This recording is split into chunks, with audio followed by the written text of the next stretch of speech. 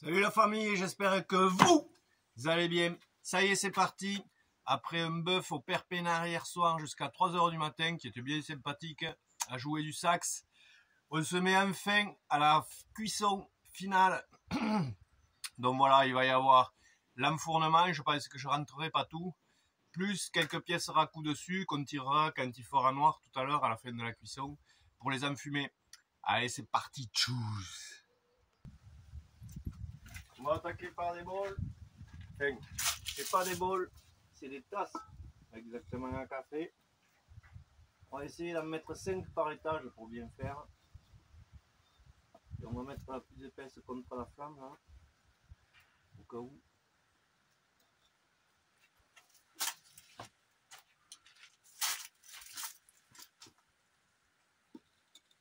On va bien voir combien on en rentre. Peut-être on pourra mettre. Non, mais 5 c'est bien.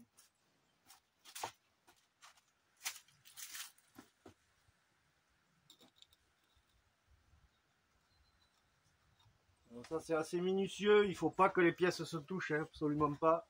Sinon après elles se collent à la fusion. C'est jamais bien bon.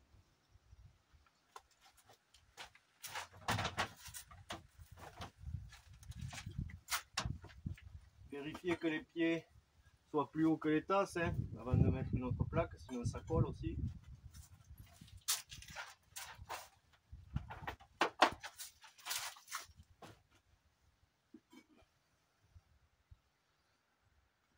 Et voilà de 5, on va mettre la plaque.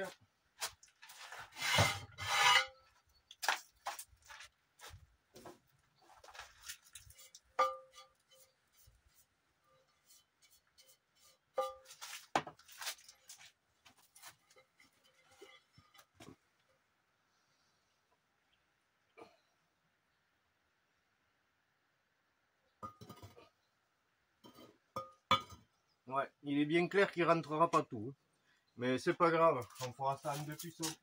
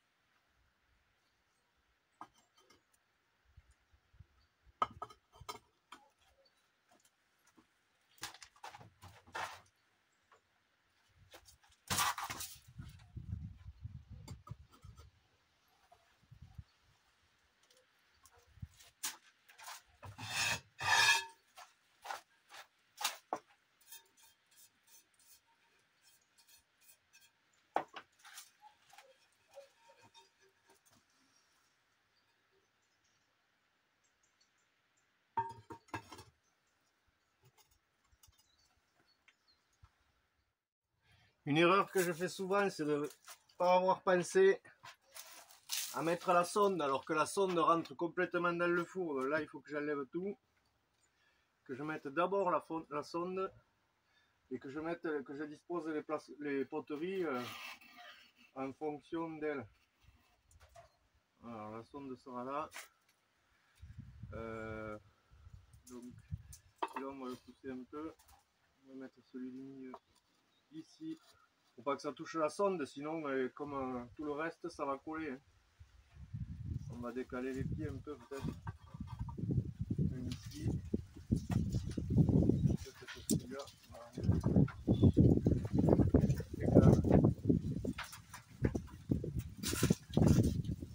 Deuxième étage. Bon mais il rentrera pas tout, ouais. C'est pas grave.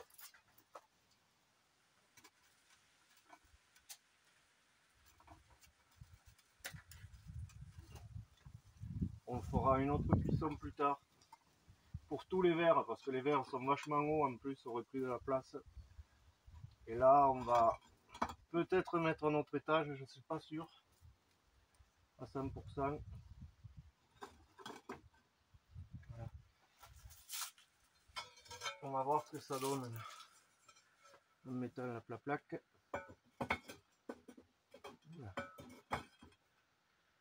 Voilà. Bien centré si on peut. Donc, est-ce qu'il va pouvoir entrer un autre étage? Parce que dessous là, j'ai pas tant de place que ça quand même. Un autre étage avec des tasses. Donc, du coup, je pense que je vais mettre les tasses à racoup direct. Parce que on va voir ça. Alors pour la fameuse, pour le fameux Shawan racoup là, je vais le mettre le cuivre directement sur le passage de la flamme, parce que le trou de la cheminée est ici, en plein milieu. Donc la flamme va faire comme ça, elle va longer le mur là, elle va vouloir aller vers la cheminée en faisant comme ça. Donc le cuivre est exposé directement sur le passage pleine flamme là, ici. J'espère que je pourrai les sortir par la cheminée. Par contre, ça c'est pas gagné. On va regarder ce que ça donne quand il y a la cheminée. Et du coup là, on va l'exposer un peu comme ça. Voilà, j'espère que j'arriverai à tous les saisir par la cheminée. Ça c'est pas gagné. Je vais refermer, voir la tête que ça. On verra un peu mieux. Ça, à la limite, je vais les... J'aurais pu en mettre 2-3 autres là, tu vois.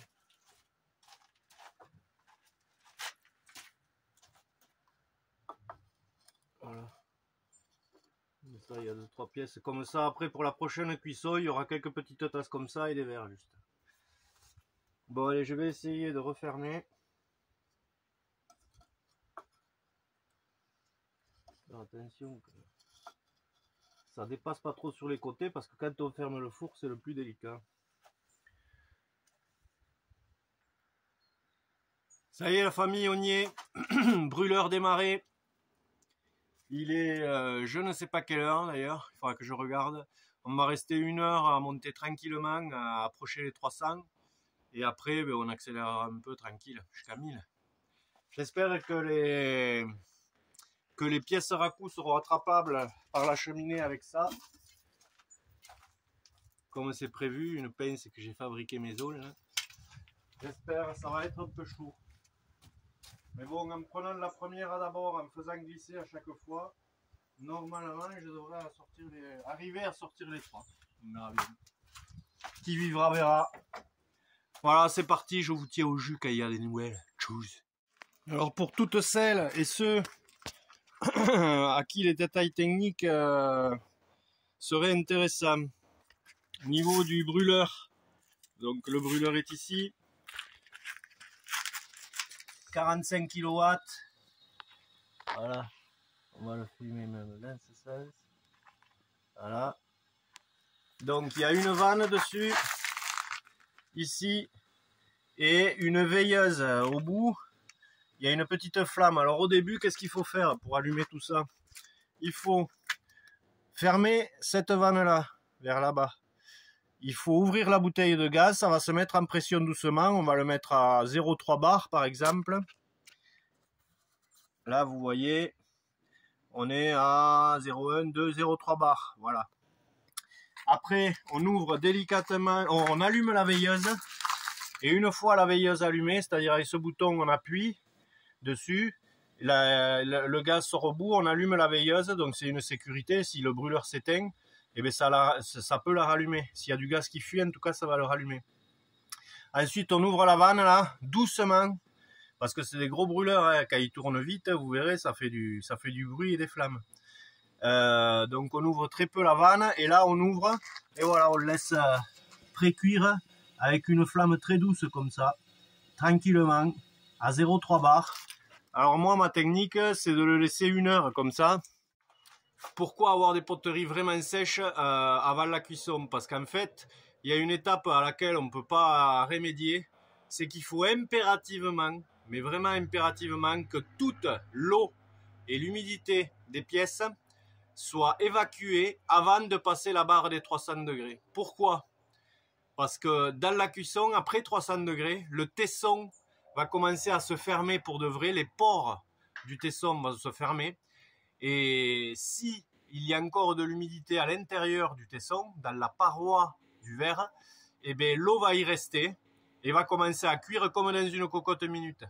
Donc à 400, 500 et normalement on commence à entendre du bruit assez rapidement parce que le tesson est fermé, ne permet plus à l'eau de s'évaporer et ça bout et ça explose.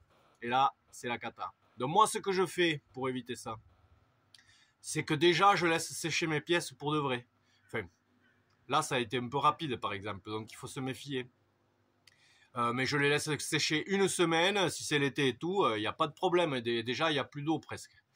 Et après, quand j'allume mon four au ralenti comme ça, par exemple, là, ça va faire 20 minutes, demi-heure qu'il est allumé, et on est à, je sais plus, on est à 36 degrés. Vous voyez, la sonde là, 36 degrés. Non, 65, pardon, 65 degrés en demi-heure, c'est que dalle. Donc moi, ce que je fais, c'est que je dépasse pas les 100 degrés en 1 heure. Après, je commence à augmenter un petit peu la puissance de mon brûleur et je laisse faire vraiment très doux jusqu'à 200 degrés et c'est à 200-300 degrés là que ça se joue. Il faut pas que ça soit violent ce passage, il faut qu'il soit doux, linéaire, ouais, une côte qui monte mais légère et régulière. Voilà. Et normalement, passer les 300 degrés, il n'y a plus trop de problèmes, on peut augmenter le brûleur et laisser faire jusqu'à 1000 piles. Voilà. Voilà pour les infos techniques. Si vous en voulez d'autres, vous n'hésitez pas à le dire dans la description. Si vous êtes nouveau sur ce site, les enfants, abonnez-vous. Hein, il y en aura d'autres qui sont. Et sachez aujourd'hui qu'il y aura un défournement racoup par la cheminée. Parce que le reste, ça restera dedans. Et ça refroidira lentement jusqu'à demain. Alors, combien il y a de pièces là? J'ai pas pu tout mettre. Il manque tous les verres et quelques petites tasses quelques petites soucoupes de, comment on appelle ça, d'apéro. Et les verres, il y en a un peu, ce serait pas rentré. Donc j'ai rentré 5, 10, 15, 20, 25, 26, 27, 28, une trentaine de pièces j'ai rentré là. Plus le racoup qui est dessus là. Donc voilà. Bon ben écoutez, on verra. Défournement demain matin. Hein. Par curiosité, à 6 heures, parce que moi après à 7 heures je travaille. Et on fera ça avec la lampe, là j'ai un spot, voilà, on regardera un peu ça vite fait, et puis on ira au boulot. Et le soir, on fera le vrai défournement. Allez, tchuss la famille, à tout à l'heure. Alors là la famille, je suis en train de préparer le bidon où vont aller les pièces racoup. C'est une espèce de cocotte minute, là, voilà, avec un couvercle. Et en fait, on va sortir les pièces à 1000 degrés pile. Quand on aura fait un peu de réduction, qu'on se sera amusé avec le brûleur, on va prendre les pinces et enlever pièce par pièce par la cheminée les pièces racoup. Ensuite, donc ça va faire le choc thermique et on va les mettre dans ce truc, dans cette cocotte minute. Il y a de l'herbe à l'intérieur parce que normalement j'ai de la sciure que mon oncle me donne, un menuisier là. Et là j'ai rien, j'en ai plus. Donc ben, je vais faire avec tout ce qu'il y a. Je vois qu'il y a des feuilles sèches là, il y en a partout. Donc j'ai mis un petit tapis de feuilles au fond. Petit tapis de feuilles sèches au fond. Donc on pourra accepter le premier bol. On le posera dedans en attendant que ça s'enflamme. Avec toutes ces feuilles qu'il y a dans le coin là. On mettra des feuilles mortes. Ça va agrémenter le feu. Et puis après on ferme. Après on attrape une autre pièce et on recommence.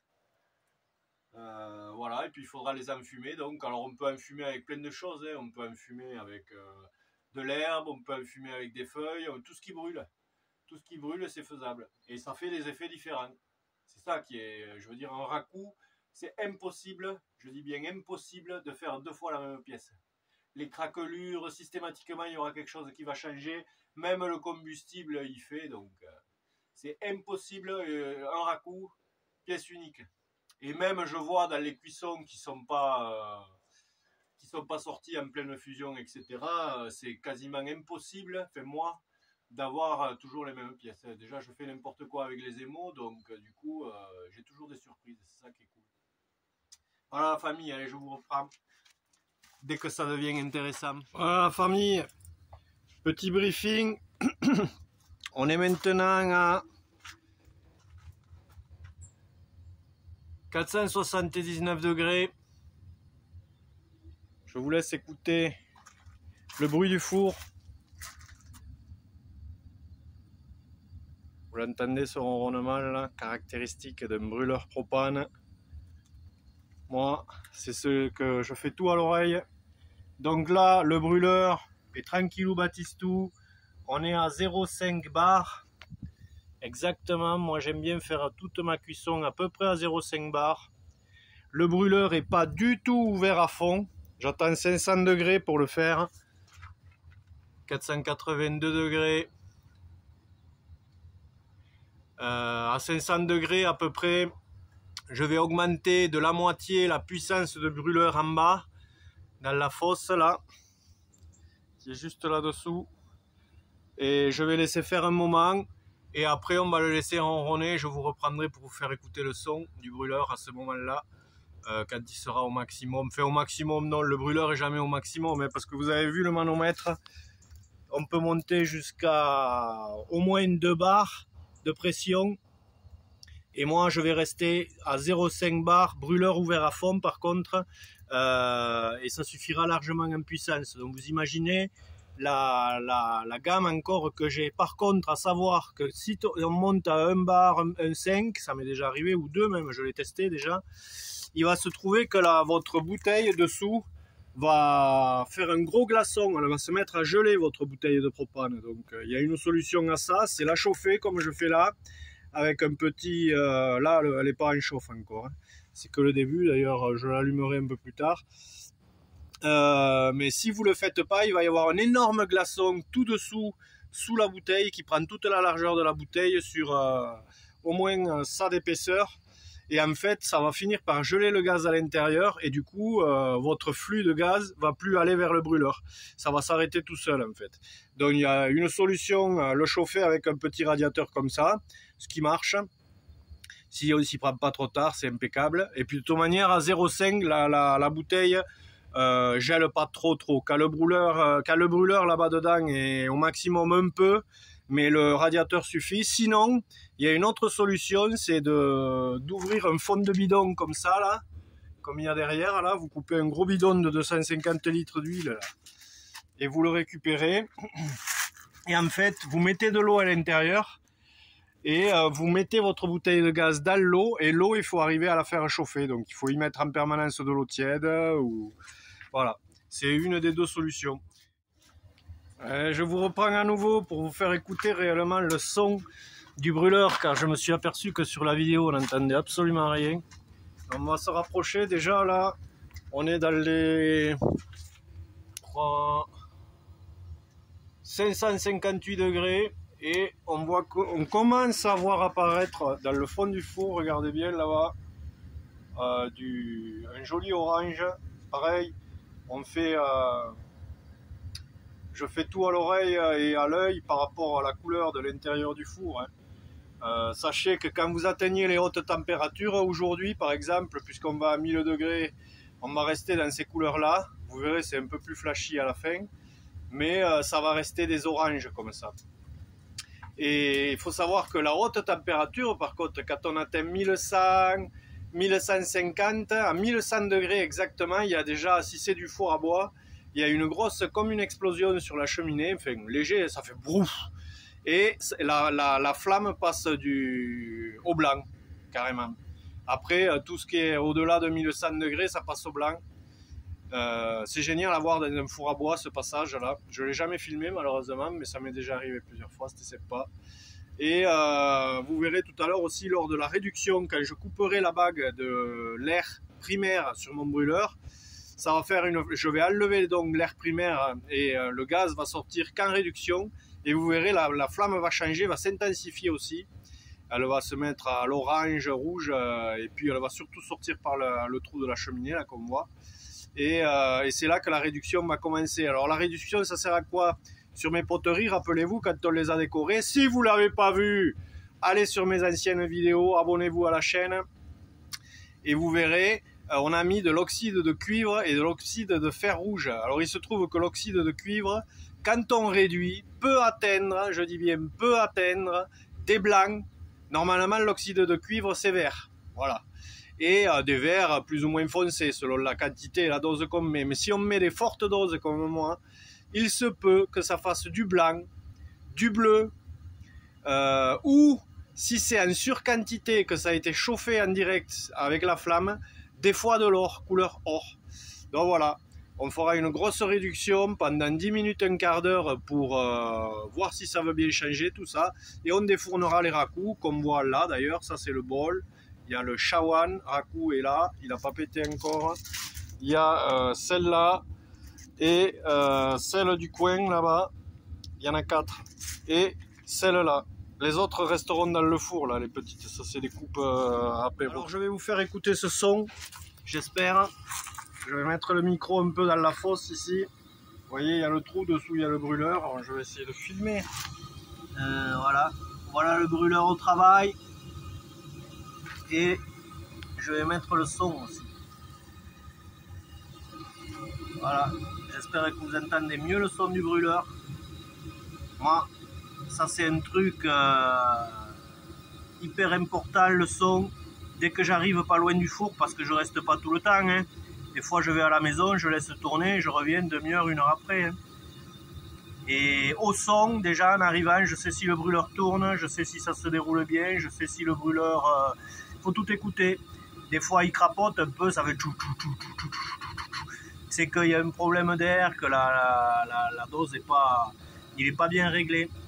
Je règle tout avec la bague qu'on voit là sur le côté gauche de l'écran. Et voilà, et là je l'ai ouvert presque à fond, mais pas tout à fait. Vous verrez à fond, il fait un peu plus de bruit. Je le laisse respirer un peu, j'en ai fait les 3/4. Et dans un moment, à 600 degrés à peu près, je vais ouvrir un peu plus cette vanne là, je vais la dévisser. Et il sera à fond, et voilà, on le laissera monter jusqu'à 1000 comme ça. Allez, tchuss la famille, je vous reprends pour vous filmer l'intérieur du four et l'émail qui commence à fondre sur la paroi. Voilà la famille, le brûleur est dans ses capacités maximales. Là. Enfin, je le monte jamais plus haut que ça.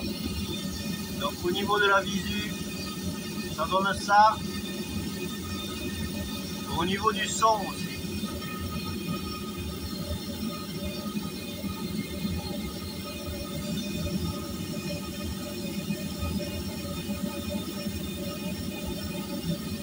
Voilà, il montera jamais plus haut que ça quasiment. Là je suis vitesse routine. Et on est à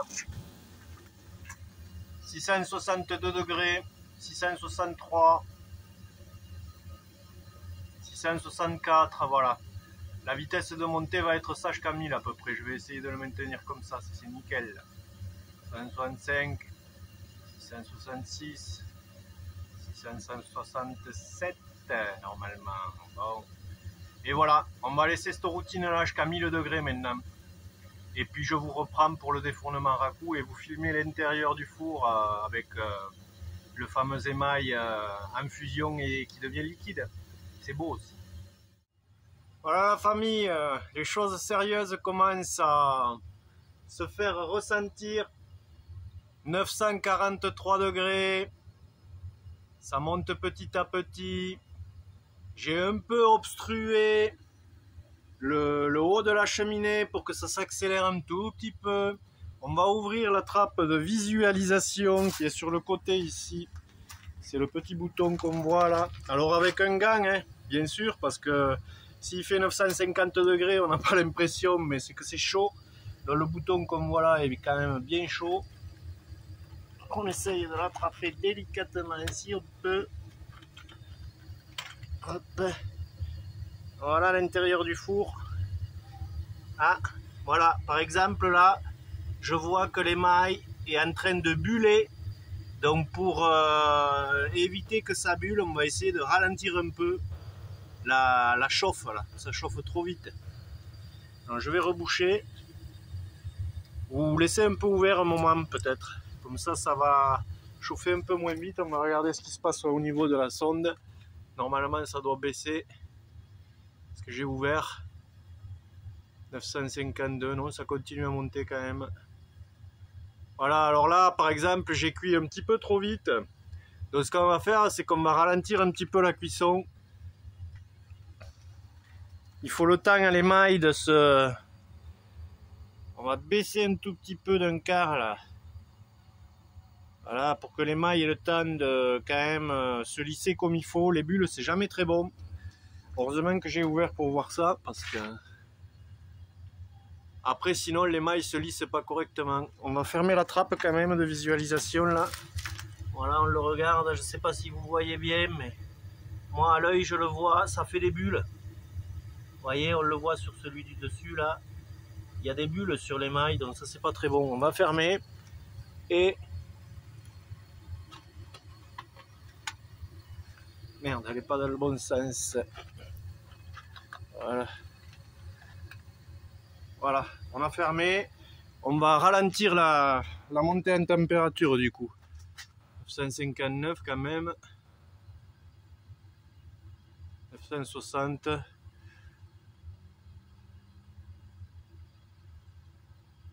Ouais, ça va. Là, ça a ralenti, 961. On va baisser un tout petit peu pour que les mailles aient le temps de se reposer un peu. Faut tout observer hein, dans la cuisson. Voilà. On va le mettre à 0,4, c'est très bien. Voilà. Alors dessus, pardi, ça, on a vu les bulles sur les étages, parce que s'il faut savoir que dans un four, ça réagit pas pareil à tous les étages. Là, par exemple, vous voyez, il n'y a pas de bulles du tout. Mais c'est le dernier étage, donc c'est le plus protégé de la haute température, de la chaleur, quoi. Pour l'instant, il n'y a pas de bulles sur cela, ouais. Même ça commence à bien se lisser. Donc voilà. Et en bas, eh bien, ça chauffe beaucoup plus. Hein. Le premier étage est exposé à fond, donc il faut y faire attention. C'est pour ça qu'il y a une trappe de visualisation à peu près au milieu du four, vous voyez. Là, le four, il est haut comme ça. Moi, j'ai une réhausse qui est un peu haute, comme ça, on peut mettre 1 voire 2 étages de poterie de plus. Et donc, c'est pas un four à coups. Les fours à coups, normalement, ils ont un four plat. Ça s'arrête ici. Ici, à peu près, c'est coupé là. Comme ça, c'est plus facile à soulever, parce que là, celui-là, chapeau, il est un peu lourd, quoi.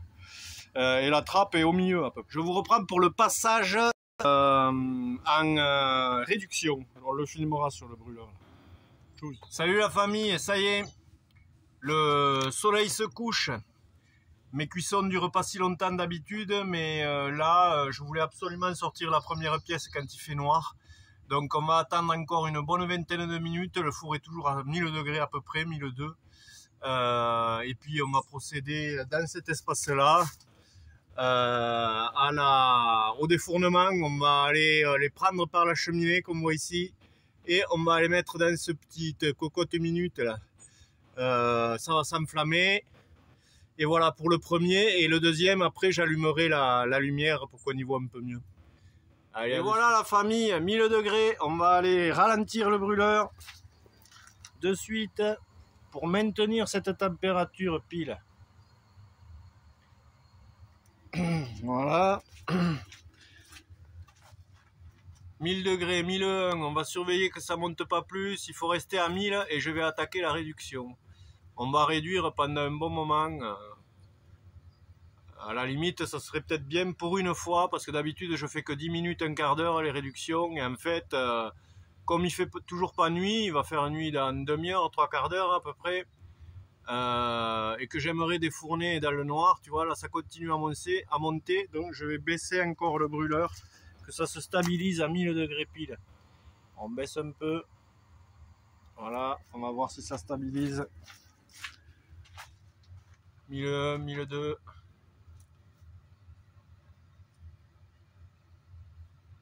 Faut pas que ça monte à 1003.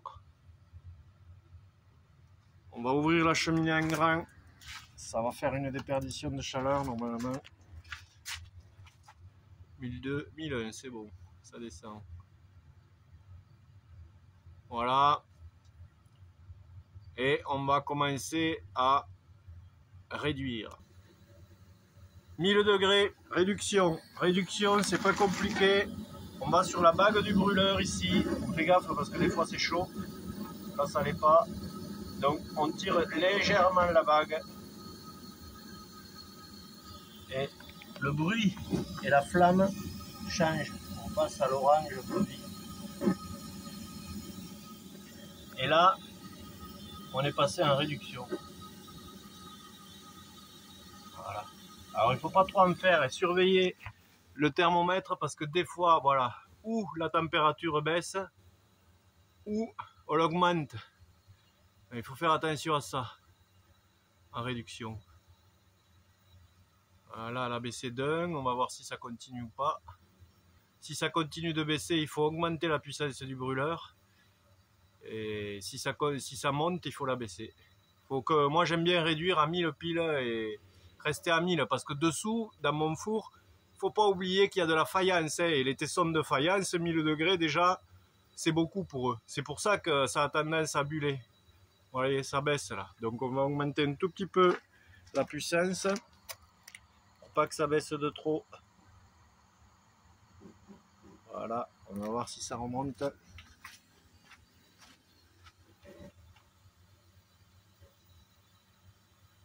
98. Normalement j'en ai mis un peu plus donc ça devrait remonter. Apparemment ça veut pas. On va en faire un peu plus. Et vérifier aussi l'intérieur du four pour voir si ça bulle pas trop parce que si vous finissez la cuisson avec des bulles sur l'émail, une fois sec, enfin une fois froid, les bulles vont rester sur votre tesson, hein, ça va pas faire joli. Donc j'ai réussi à tout lisser tout à l'heure, j'ai baissé la température, ça a marché, mais on va filmer l'intérieur du four pour voir comment c'est à l'intérieur là. Est-ce que c'est liquide ou pas? Je vais d'abord regarder à l'œil. Il y a un beau rougeâtre sur la vidéo, on ne voit pas si c'est liquide ou pas, mais moi je vais vérifier. Bon voilà, on va laisser sur ces températures là un bon moment en réduction à 1000. On va tout laisser à 1000 un bon moment parce que l'émail a besoin de se lisser un peu. Il a tendance à faire des bulles, vous comprenez, le tesson des faïences chauffe beaucoup plus que le tesson du grès qui est au-dessus raku. Donc ça a tendance à buller, comme dessous c'est très très chaud le tesson, ça fait buller l'émail. Et le but c'est de l'avoir lisse avant d'arrêter la cuisson, sinon les bulles vont se voir sur les tessons finis et c'est pas joli. Ça y est la famille, il fait assez sombre pour défourner les pièces raku. Je mets les gants, j'ai des lunettes, enfin j'ai mes lunettes de vue en tout cas. N'oubliez pas, quand vous défournez les pièces, elles sont susceptibles de pouvoir exploser, on ne sait jamais, protégez-vous. Moi je suis avec chemise, mais il ne faut pas le faire. Il vaut mieux avoir un tablier au cas où. Et voilà, on est à 998 degrés et on va sortir la première pièce raku pour la mettre à enfumer dans cette petite cocotte minute. Et après, pour les autres, j'allumerai pour qu'on y voit mieux. C'est parti. Moment relativement délicat. La pièce entre dans le four, tac, je saisis, j'ai chaud, je me brûle l'avant-bras, hop, c'est bon, la pièce est dehors, on la tient à l'écart au cas où elle explose. Voilà la pièce, je la secoue un peu, tressaillage de l'émail, et on met à enfumer. Normalement, ça va prendre feu dans la cocotte minute. On va y mettre des feuilles mortes pour que ça prenne bien.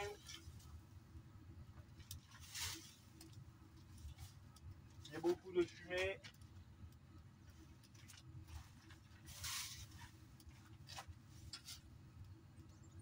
Voilà. Et on couvre. Allez, deuxième défournement avec un peu de lumière, les enfants. On va faire glisser le shawan raku au bon endroit et on passera de l'autre côté après pour le saisir et le sortir. Alors d'abord je le place, parce que là il est un peu à l'écart. Toujours faire attention aux explosions qu'il pourrait y avoir. Voilà. Et je vais essayer de le saisir pour le sortir. Tout à l'heure ça a chauffé un peu, alors je vais essayer de garder les bras un peu plus haut.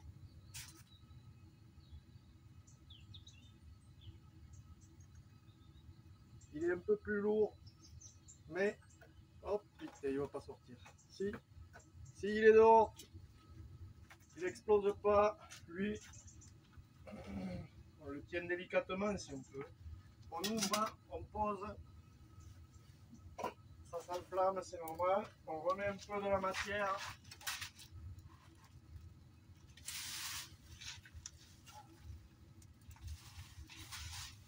Ça nettoie en plus. Un secteur.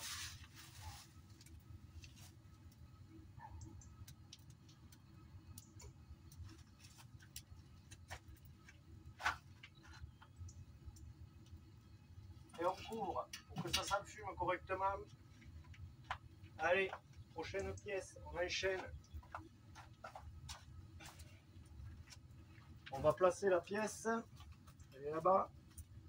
On va l'amener dans l'axe de la cheminée. Bien sûr, j'utilise des gants exprès, les enfants. Hein. N'allez pas faire ça sans gants. Hein. J'ai des gants de céramiste. Hein. Au cas où, parce que la température monte vite sur la pince. Hein. Plus que vite même. Troisième pièce. Elle est là. On la saisit. L'émail est bien liquide.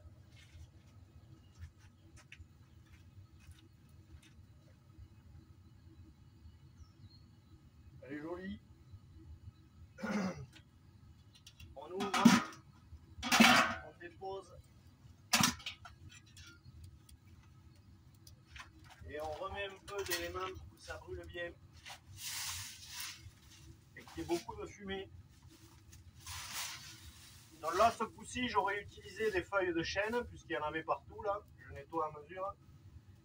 Mais ça peut être de la sciure, ça peut être beaucoup de combustible, n'importe quoi, de la paille, de l'herbe séchée.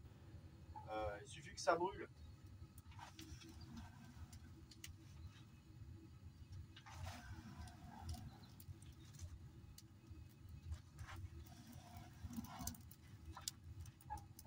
Voilà, bien faire brûler tout ça.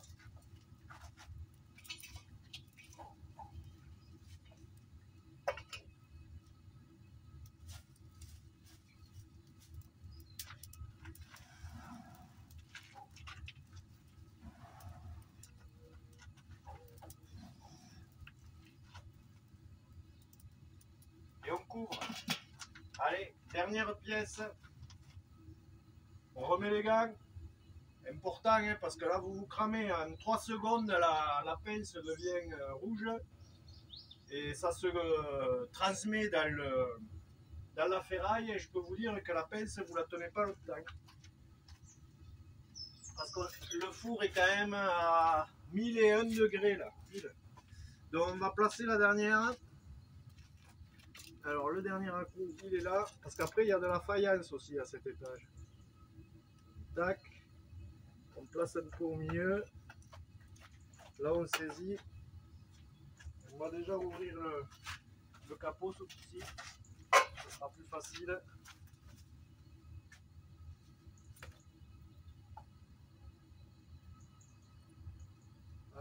Ça a failli coller avec une pièce à côté là. Hop. Elle est là, celle-là on la secoue un peu.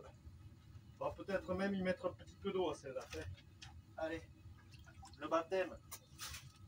Voilà, ça fera des traces. On pose. Ça s'enflamme. Je crois qu'elle est magnifique. On va remettre un petit peu de combustible.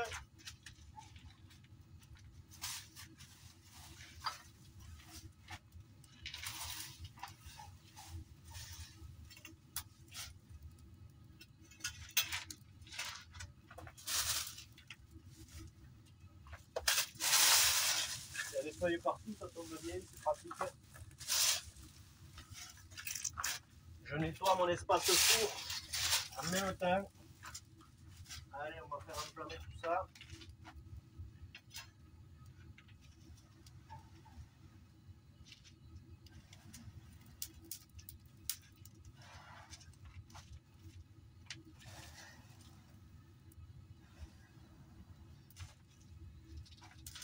Alors ce moment, il a pour but de créer de la fumée quand on ferme. Et cette fumée s'immisce à l'intérieur des tressaillages qu'il y aura eu dans l'émail lorsque je les ai sortis. et du coup ça va faire des fissures noires. Normalement, des fois le tesson est blanc dessous et ça se voit vachement, c'est la particularité du raku. Bon, voilà, on va laisser ça fumer correctement. On va rajouter un tout petit peu plus de feuilles pour que ça fume bien.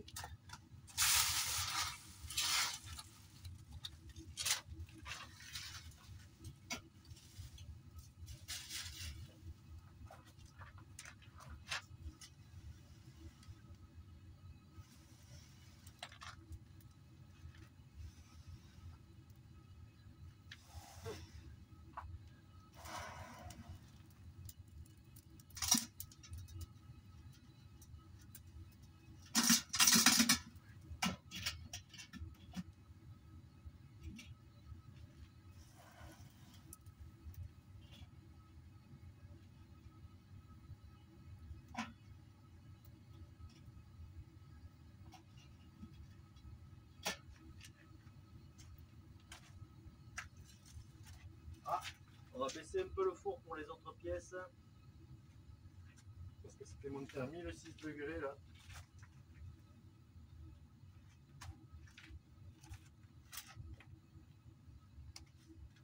Voilà la famille. Pour le défournement raku, c'est terminé. Là c'est en train de s'enfumer correctement dans la cocotte. Là je vais couper progressivement le four, mon four avec les faïences à l'intérieur du coup dessous. J'espère qu'elles n'auront pas trop souffert. À un moment donné ça a bullé, mais j'ai fait j'ai baissé la pression de mon brûleur. Et du coup, puisque ça a duré plus longtemps, pendant une bonne heure, c'était à 998 degrés à peu près. Et du coup, ça a tout lissé. Bon, je pense qu'il y aura quelques défauts. Mais bon, c'est bien battu. Il y a le raku de fait. Et le raku, ben, je vous reprends de suite pour nettoyer et vous faire voir le résultat, la famille. Ça y est, la famille, je vais tester. Maintenant, on va rattraper les céramiques qui sont à l'intérieur de la cocotte. Et on va figer l'action de l'émail et tout parce qu'on va le tremper dans un bain d'eau. Et ça va tout bloquer, voilà, et après on pourra nettoyer. Allez, alors les pinces, je les ai rangées. Donc le sol là. On va fouiller, chercher la première poterie. Elle est là.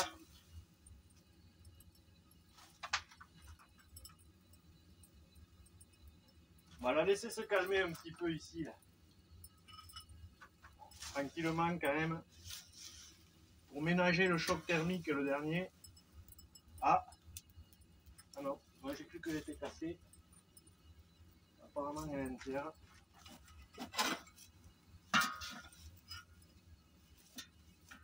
On ne voit pas grand chose. Hein.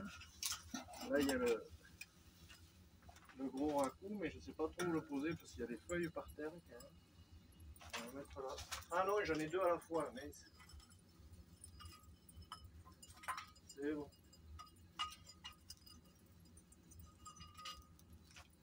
Voilà, les 4 pièces sont sorties. On va refermer la cocotte et la lever parce que ça fume. Les gants, parce que la cocotte est brûlante. Il faut toujours vraiment faire, surtout avec l'habitude, il faut faire attention parce que souvent on croit que les choses, on s'y habitue, on croit que les choses ne sont pas chaudes et en fait si. Donc il vaut mieux faire attention tout le temps quand même. Allez, on va tremper la première pièce. J'espère qu'elle ne va pas éclater. C'est la dernière épreuve que le zoo a subir. On va y aller tranquillement.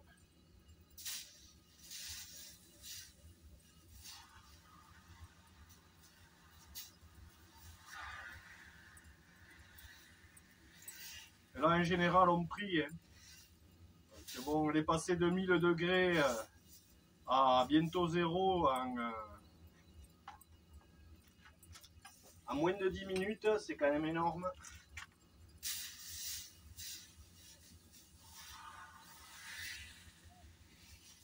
Ouais, il faut le respecter jusqu'à la fin.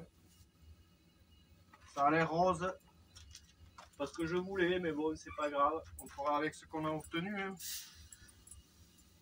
C'est les lois de la céramique et du raku. et le shawan en espérant qu'il résiste un dernier coup aux éléments. Allez mon grand, tu es presque. On résiste, on serre les dents. Je te laisse tranquille 10 minutes après.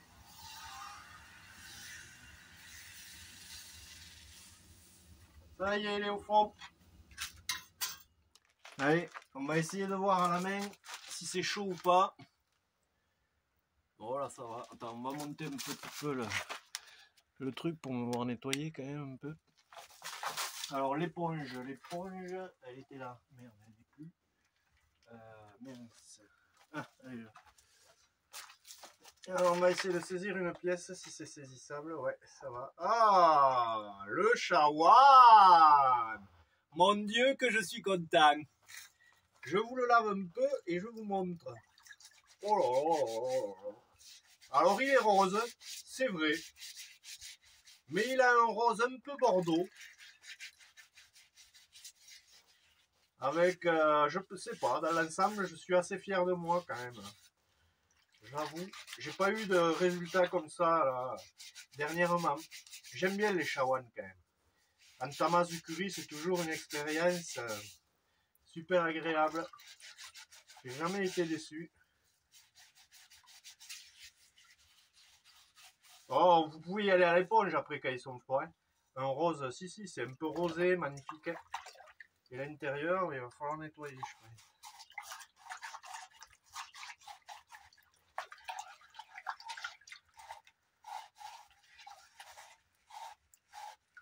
Je vais aller chercher un peu de pec pour mieux les nettoyer. Mais pour vous donner une idée, le shawan, il est là. Un rose assez joli. Je vais essayer de tourner la lumière vers lui. Voilà. Avec le clou du spectacle est devant, hein, là où j'avais mis la surépaisseur. C'est ici que ça se passe. Il y a du bordeaux, du vert et du rose. Belle fresque. Ah, il y a le doré. Il y a le doré, mesdames et messieurs. Il est ici. Je vous le montrerai tout à l'heure. Hein. On va les rentrer pour les nettoyer avec un peu de pec. Et j'ai obtenu de nouveau le fameux doré. Couleur or. J'adore. Magnifique, je suis super content. Il a résisté complètement à la cuisson. Bon, il sera un peu râpeux à l'intérieur. Parce que comme d'habitude, j'ai frotté. Et ça fait remonter la chamotte. Et du coup, ça gratte un peu. Mais bon, franchement, je suis super content de mon travail sur ce coup-là. Beau shawan, je vous le montre. On continue à nettoyer les autres pièces rapidement. Alors, on va les rentrer à la maison. Ça sera plus facile à faire à la maison. Bon, franchement, la couleur, c'est correct. Bon, c'est un rosé bordeaux. Le vert, il n'a pas tellement changé de couleur, sinon. Hein. Il est resté voilà, fidèle à lui-même, c'est du vert. J'aime bien quand même. Deuxième, troisième, elle n'a pas cassé non plus. La surépaisseur s'est disloquée et j'ai presque atteint un bordeaux, violet. Violet carrément, on verra ça en plein jour tout à l'heure, magnifique. Je découvre en même temps que vous là, mes pièces. On va aller les nettoyer à l'évier de la maison. Tout ce qui doit tomber par contre. Quand je gratte, je nettoie vraiment le bol. Si ça tombe, c'est pas grave, c'est que ça devait tomber. Celle-là, elle est bien lisse parce qu'elle a été tournée à l'intérieur, tandis que le shawan, il est un peu plus râpeux. Il y a un tout petit peu de bleu ciel au fond. Je suis content. Et du noir presque anthracite. On va aller nettoyer ça. Et la dernière, ouh, il y a presque du jaune, du vert clair, comme jamais j'en ai vu là. Ouais, je suis trop content. C'est cool. Le raku s'est super bien passé. Mais j'ai jamais été déçu par du raku en fait. Parce que on peut jamais s'attendre à ce qui peut se passer. Même quand les bols ils explosent, ça arrive, il faut faire attention. Hein. Moi j'étais en chemise, mais ça il faut pas le faire. Hein. Normalement, il faut s'habiller avec un tablier en cuir ou un truc qui protège vraiment. Quoi. Et les chaussures comme je les ai là, avec de la toile, machin, pas bon, parce que si un morceau de tesson explose et vous tombe sur la chaussure, vous l'avez entre les orteils en 2 secondes. Il faut faire gaffe. Voilà, je suis relativement confiant en mon matériel en fait. Le grès, je sais que j'ai fait une 40 ou 50 ou 100 défournements et il n'y a jamais rien qui a explosé. Donc bon, j'y crois, mais c'est dangereux. Il faut le savoir quand même. Magnifique, hein, il y a une espèce de jaune là. Ça me plaît bien de faire des tasses autour, parce qu'après elles sont belles. Et il y a un petit bleu anthracite dedans. Enfin, on va aller nettoyer tout ça. Je vous reprends de suite après les enfants. On les verra mieux. Tchuss. Voilà la famille. Le four est mis hors service. J'ai éteint le four. J'ai bouché toutes les entrées avec de la laine, de la fibre réfractaire. J'y fais en ce moment dans le four 917 degrés. Donc les deux sortes, l'entrée en bas est fermée avec de la laine, de la fibre, appuyée par une brique, et dessus c'est pareil, sur le four c'est pareil. Donc voilà, on va laisser refroidir jusqu'à demain matin. Et demain matin, on viendra voir un peu la tête des pièces, vite fait. Et puis on va aller nettoyer les pièces Raku là. Voilà la famille, dernière vidéo. Voilà la première tasse Raku. Voilà. Avec les couleurs magnifiques quand même. Il y a du bleu vert. J'ai obtenu de la couleur or à des endroits, de la couleur bleue, du blanc, qui sont bien sympathiques. Première tasse.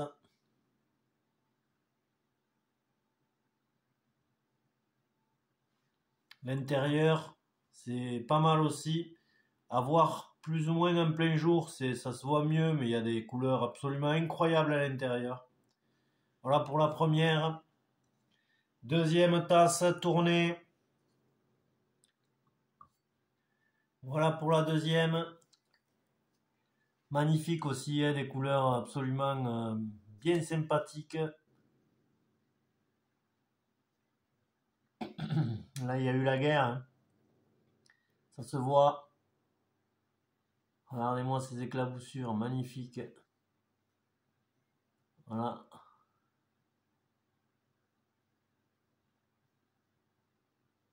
Voilà, une petite tasse tournée en grès autour. L'intérieur aussi, il y a 5 ou 6 couleurs qui se mélangent dans la flaque du fond. Magnifique. Voilà pour la deuxième. Troisième, je crois que c'était la lune vague après la pluie, là. Celle qu'on appelait en la décorant la lune vague après la pluie. Voilà, il y a du vert, presque bleu. Là, on voit les traces de mes doigts quand j'ai émaillé la sigillée. Voilà, alors de belles couleurs aussi. Hein. Du vert, bleu, presque noir. Et la fameuse lune vague après la pluie. Le grand combat ici, là. C'est là où il y avait le surplus de matière. C'est quand même devenu bien sympa. Voilà. Et l'intérieur. On voit mal l'intérieur. Il faudrait le voir en plein jour. Avec la lumière du jour, c'est pas mal aussi. Voilà l'intérieur. Avec un peu de noir. Bien sympa. Et pour finir, le fameux Shawan. Voilà la bête. Tamazukuri. Donc coupe au fil à l'extérieur. Puis après à l'intérieur. Évidé. Voilà, alors il y a du magnifique vert ici. Vert, presque noir. Plus clair à des endroits. Là, alors là, il y a exception. La fameuse couleur or ici, une goutte dont je vous parlais. Le cuivre des fois tourne comme ça quand la flamme est un peu en direct. Donc à cet endroit-là, il y a dû y avoir la flamme un peu plus en direct que le reste. Mais là, cette tache est magnifique. Il y a de la couleur or, du vert un peu de toutes les couleurs. Superbe. sur fond rose parce que la terre, le grès était déjà, regardez ici, presque du bleu, le fameux bleu dont je vous parlais, magnifique. Et la fresque de fin, là où il y avait la surépaisseur, alors là il y a un peu tout, hein. Il y a plein de couleurs à cet endroit-là, on le verra à la lumière de jour, la signature est juste ici. On le verra un peu mieux à la lumière du jour, je pense. On pourra l'apprécier à la lumière du jour, ça. Voilà, enfin en tout cas, pièce réussie. L'intérieur, il y a 4 ou 5 couleurs, ou 6 différentes qui se mélangent. J'avais jamais obtenu ça pour l'instant. Donc la réduction a dû y faire, et puis le fait que le grès soit pas blanc, ça a dû y faire aussi beaucoup. Moi, franchement, ça me donne envie quand même de continuer le grès. Je suis plus satisfait, même si c'est des pièces un peu sous-cuites, écoutez. On sent que c'est un mer sous-cuit. Pour bien faire, il aurait fallu monter à 1100 à peu près, pour qu'il soit plus cuit. Mais franchement, je pense que je vais revenir sur le grès. J'ai voulu essayer la faïence un peu pour avoir des tessons qui sonnent un peu plus. Mais je crois que je vais revenir sur le grès parce que ça, à chaque fois, il y a vraiment des couleurs absolument magnifiques. Voilà la famille. Eh bien, on se retrouve. N'hésitez pas à vous abonner sur cette chaîne folle de céramique, de surfskate et de sax vintage. Il y aura d'autres cuissons. On va revenir vers le grès d'ailleurs. Il y aura pas mal de tamazukuri, un peu comme ce bol. On essaiera de faire des formes différentes. Il y aura du blanc avec du vrai raku parce que là du coup on voit pas le tressaillage de l'émail comme le tesson dessous est un peu rose. On ne se rend pas compte du réel tressaillage de l'émail. Mais franchement ça fait de belles pièces. Et donc on se retrouve pour une prochaine cuisson les enfants. Tchuss.